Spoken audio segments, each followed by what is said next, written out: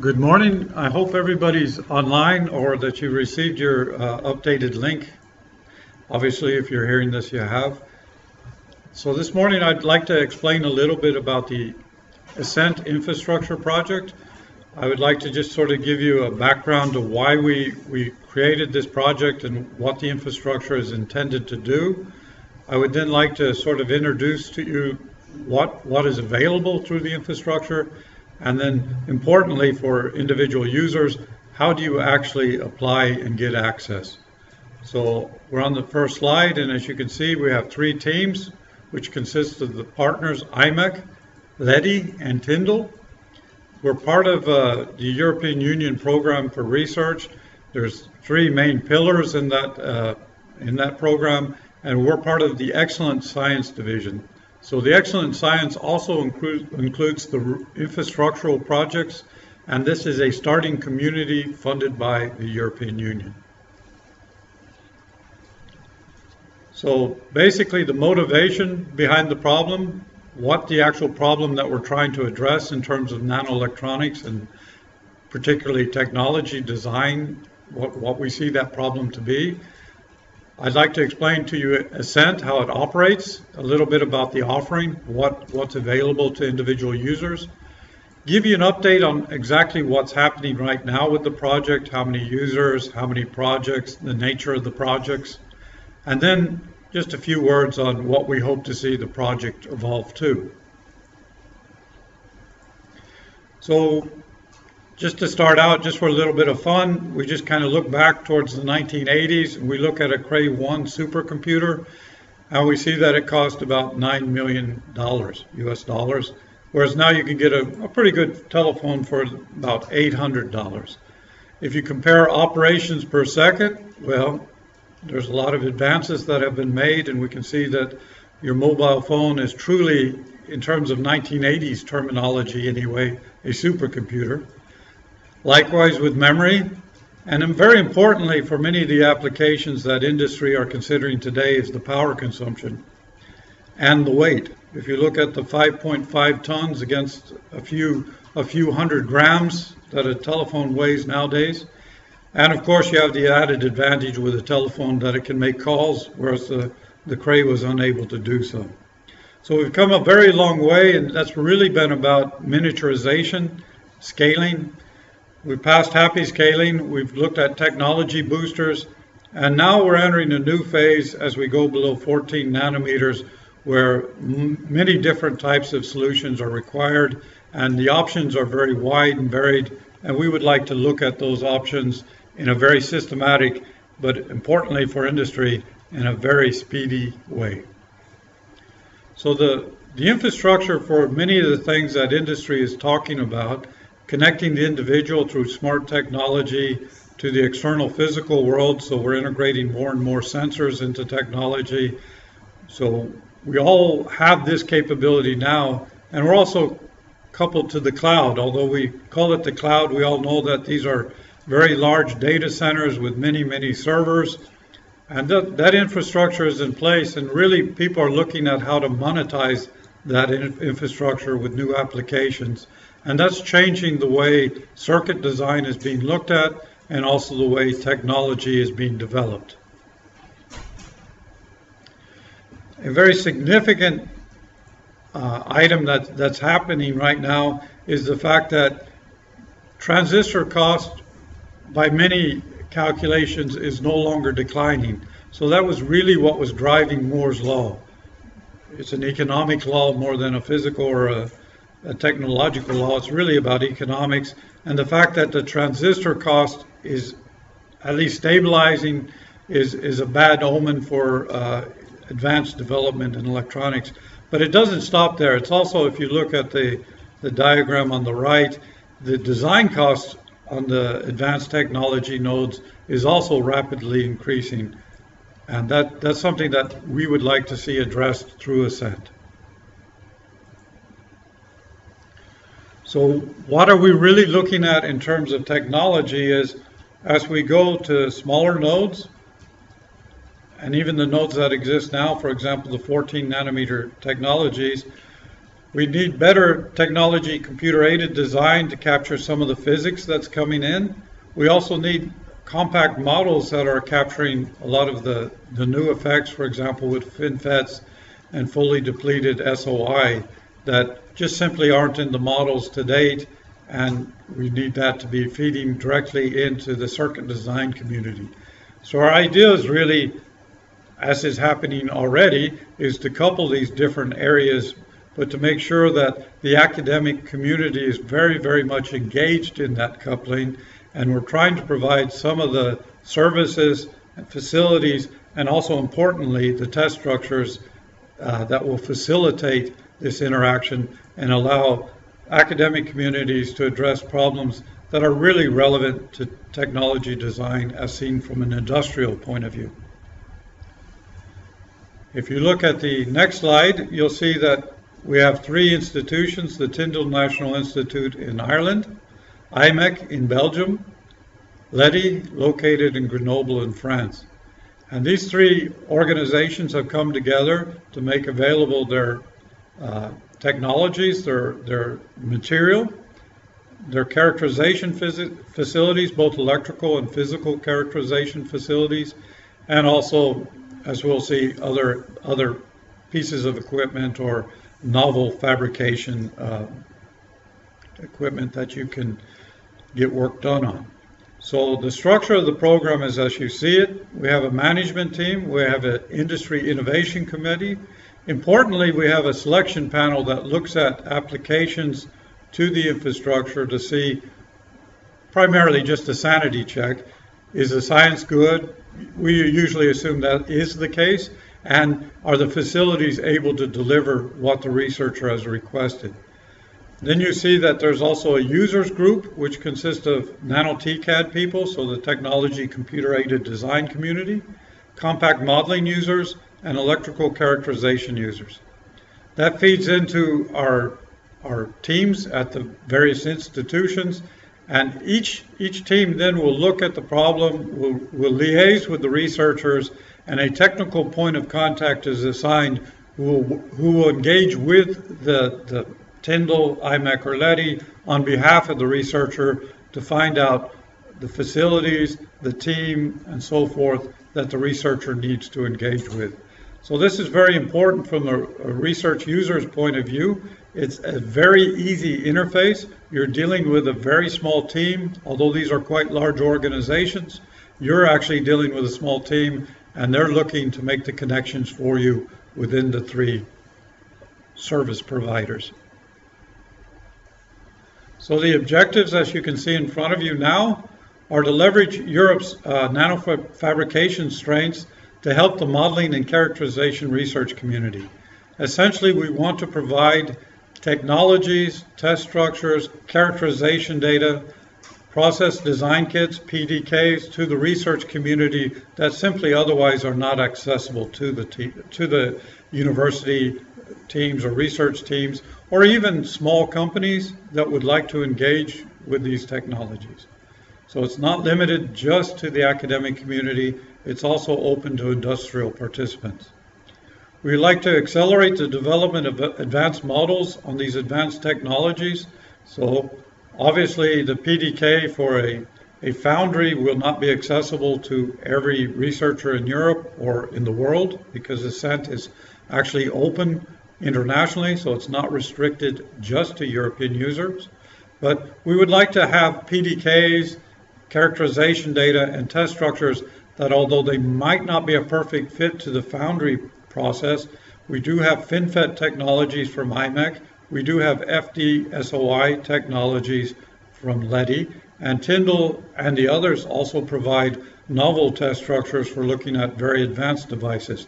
The ideal here is to get a leap ahead and to be looking at the problems that these technologies will be seeing from a compact modeling and a TCAD and a circuit design point of view in plenty of time to be ready for when these technologies are going into production. We also would like the outputs of the project to be available. So that is, since it is a European Union project, it is a research program, the outputs and the data that are made made open or accessible to the users. That's open, and likewise the results should be in a publishable format or in some sense open to the research and academic community.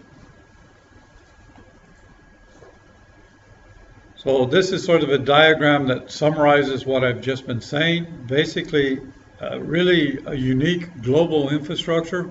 The fact that we have this sort of technology located in Europe in research infrastructures is quite unique worldwide. And when we come together as three separate institutes and complement one another, it provides really a critical mass of, as far as we're aware of, technologies that are only available to the research community through such an infrastructure.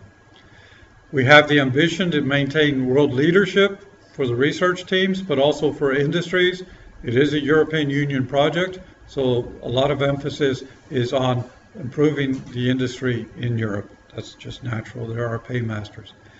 The idea is also to advance the modeling, design, and manufacturing in Europe. So it's not just about fabrication, it's also about improving the design capabilities in the IP that is owned around that within Europe.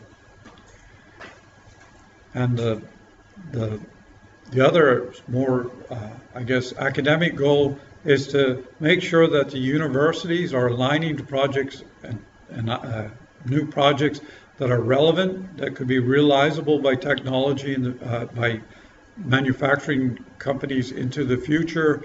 And also it's very important to be able to benchmark their ideas against state-of-the-art technologies such as we're delivering. This is another look at the project, sort of drilled down a little bit into the functions. So what do the actual partners provide?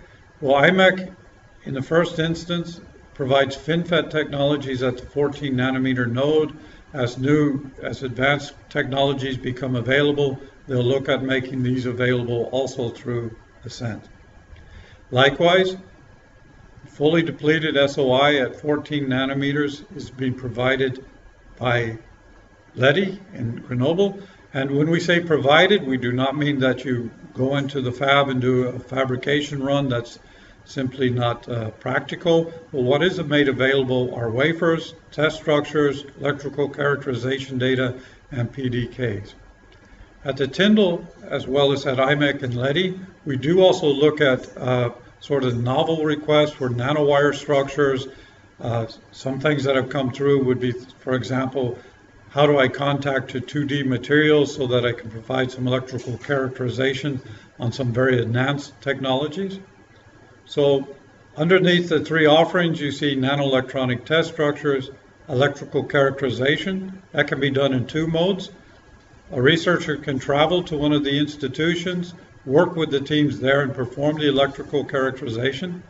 Or likewise, they can simply request that electrical characterization studies are done by the teams at Tyndall, IMEC, and Leti, and the data is subsequently shipped to them.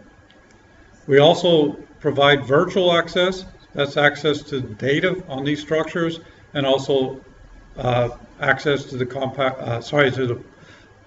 PDKs that are available from IMEC and Leti.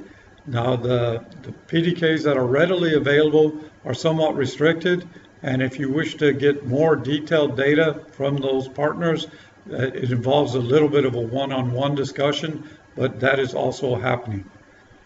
We also would like to engage with large manufacturers, the foundries, design automation companies, and design people, just really to work with the community to understand what are the issues and the problems that will be arising for these advanced technology nodes, particularly as we go beyond 14 nanometers and start looking at 10 and 7 nanometers, and even beyond that.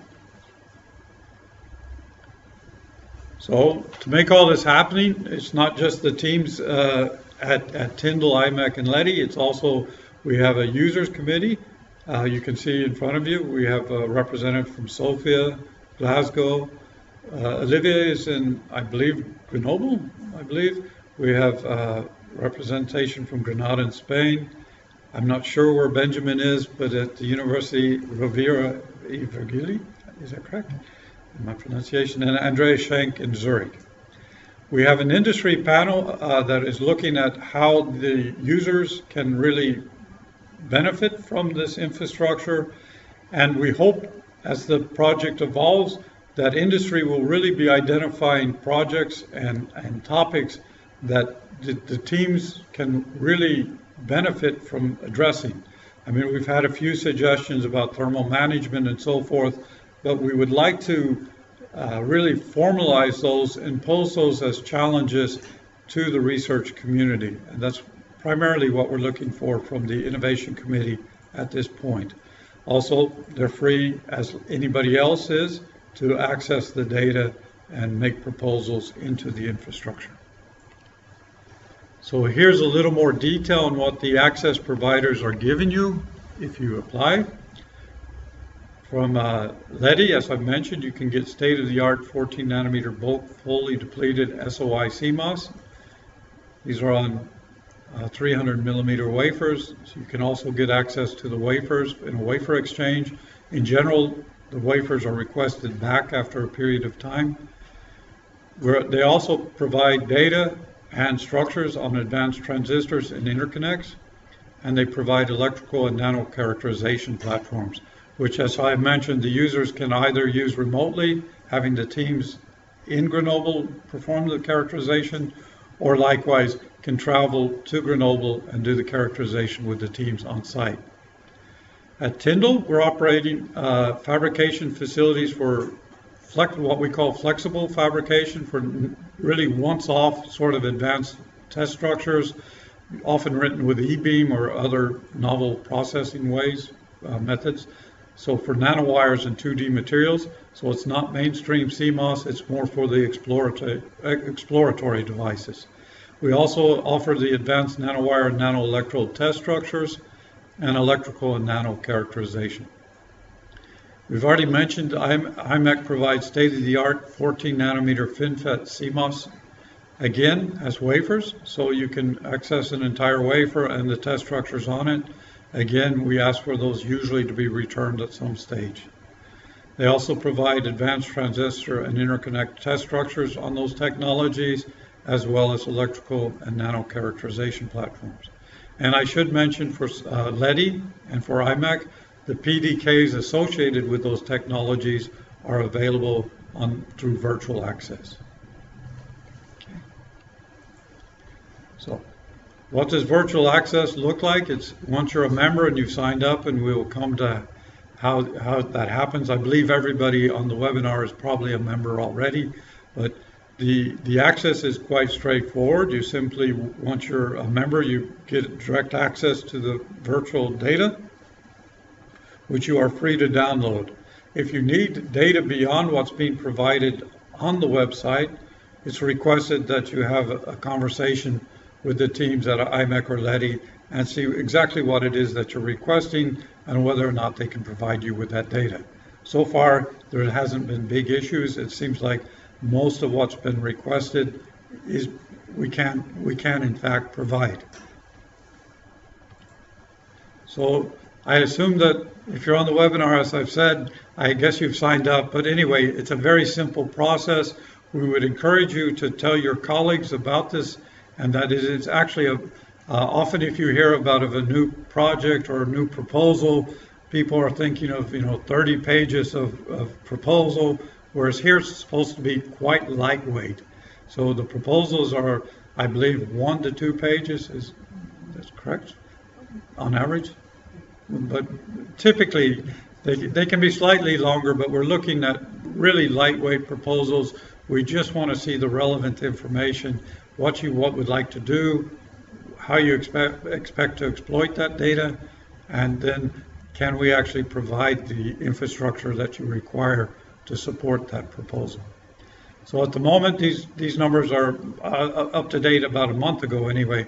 So there's 149 registered users in 34 countries and growing. I have to say it's increasing all the time.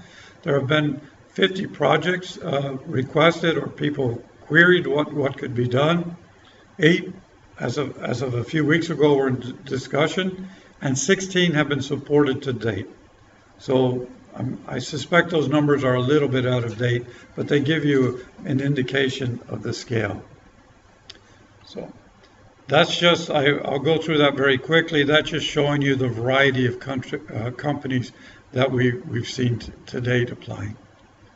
So just to reiterate, it's a very easy access to do this. To become a member is just literally providing minimal information on a web page. You have a discussion with the technical points of contact. You can apply for data, chips, or equipment access.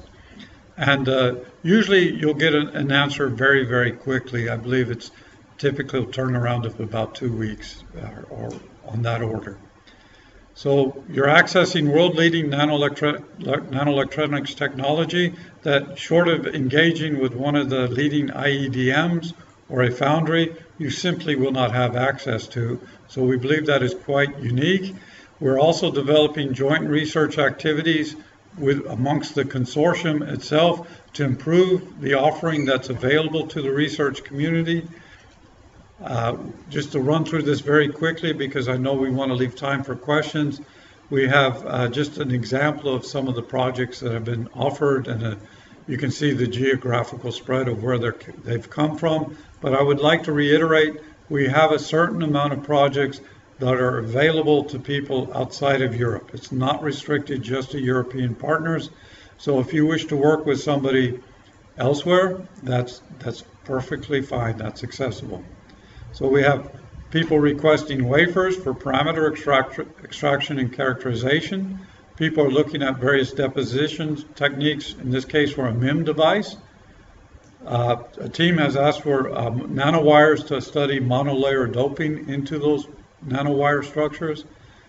People have looked at characterization of 2D MESFETs, so that's where they're using the characterization facilities. We have some unusual projects. I'm not sure of the details of this, but it's the development of acoustic tweezers for manipulating nanoparticles. So I assume that's a sonic technique for moving nanoparticles around on a surface. We've had simulation and characterization of SOI devices requested, and people have looked at TEM for investigation of novel materials grown by MBE that are used as topological insulators. So it spans very much the sort of advanced technologies to current technologies. There's quite a range of projects that are accessible. We've also had a good take-up initially. We've only been running now for about a year. Well, we've only been taking proposals for less than a year, and we've seen a very good take-up on the virtual access to the PDKs and related data that's online. We have some sample users. I think this is on the web, and on the interest of time, I'll refer you to the profiles and the projects that they've been looking at, which is available on the ASCENT website. The joint research activities, I'll say just a very brief word about that. What that means is that's joint between the research infrastructure providers. So our ideal here is really how do we improve the infrastructural offering to the research community. So these are projects that are currently being undertaken, but we're open to suggestions from the community of how we can work together as a team to provide better access or provide new access to you. Here's the timeline. We just launched in 2015. We began the first projects in 2016, which I've just highlighted it to you. So we're a starting community within the European Union. We'd like that to advance towards what they call an advanced community, where we can provide even more and I guess more in-depth infrastructure access to you. So very important, the cost for accessing the infrastructure is covered by the European Union funding. We're very happy to assist you in defining your projects and working with you to make them a success. So thank you very much for your time. And I think we're happy to start taking questions. I'm told that they'll gather them by email, and I'll do my best to answer.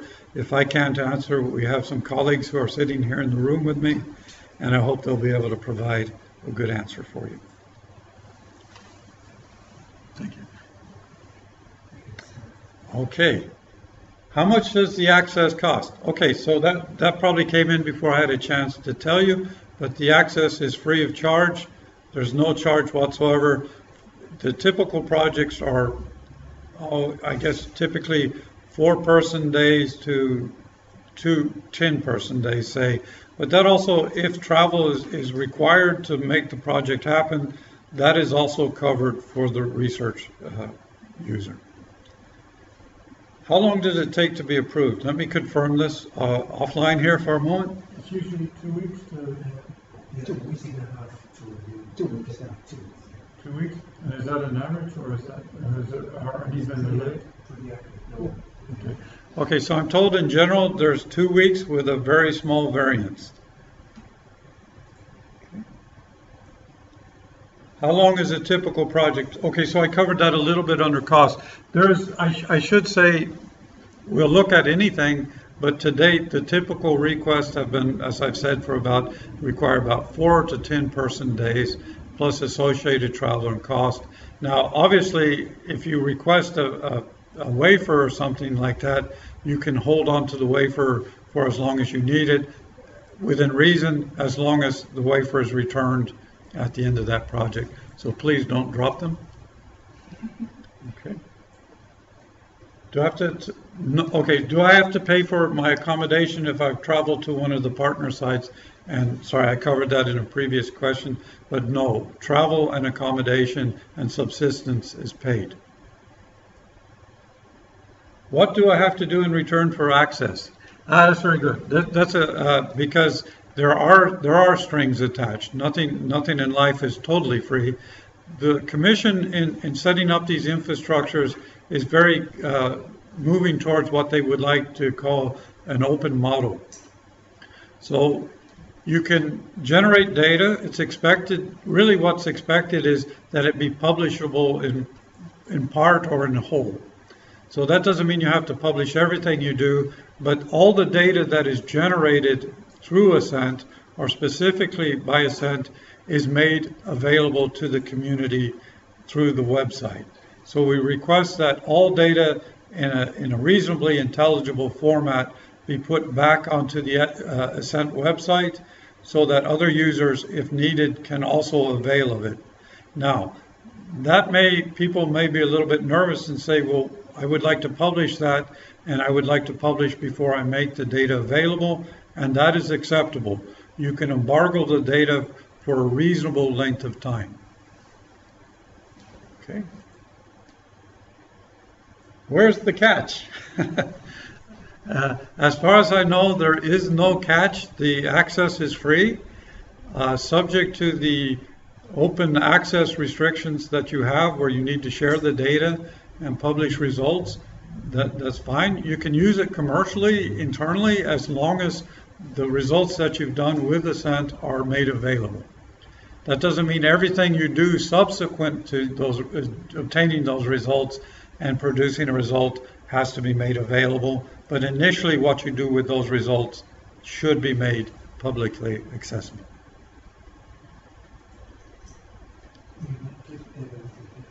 Okay, so those are all the questions I have at the moment, but we'll stay here online for a few minutes. If you have any other questions, or just feel free to email here, or subsequently, if you have any questions, feel free to contact myself, or you can see, I don't see your email here, Paul, but Paul Rosengrave has been contacting you, so you'll have his email. So we're happy, you can ask the questions now, or feel free.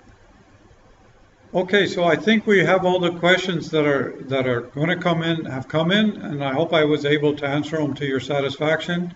So we'll stop the webinar here, but as I mentioned, if you have any more questions or wish to contact us, please feel free to do so. And thank you for your time in attending and listening to what we have to say.